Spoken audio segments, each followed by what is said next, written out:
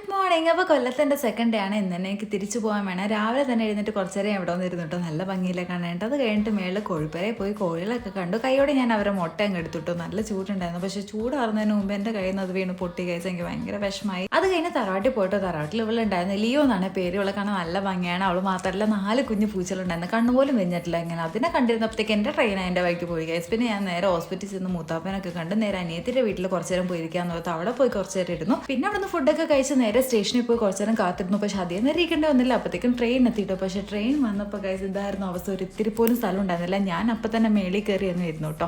പിന്നെ എനിക്കൊരു കൊച്ചു മിടിക്ക് കൂട്ടുണ്ടായിരുന്നത് ഇതാണ് ആൾ. അവളും അമ്മാമയും കോട്ടയായപ്പോഴത്തേക്ക് ഇറങ്ങി കേട്ടോ. അത് കഴിഞ്ഞാൽ പിന്നെ എറണാകുളത്തുനിന്ന് വരെ ഞാൻ ഒറ്റയ്ക്ക് കുറച്ച് നേരം പോസ്റ്റ് ആയിരുന്നു കേട്ടോ. ഭയങ്കര തിക്കും തിരക്കും ഉണ്ടായിരുന്നു. അങ്ങനെ അവസാനം സ്റ്റേഷനിലെത്തി. അവിടുന്ന് നേരെ ബസ്സിൽ കയറി കുറച്ച് നേരം ആയിരുന്നു ഉറങ്ങി കേട്ടോ. വീടെത്തിയപ്പോൾ ഉറക്കക്ഷീണവും യാത്രക്ഷീണവും ഒക്കെ ഉണ്ടായിരുന്നു.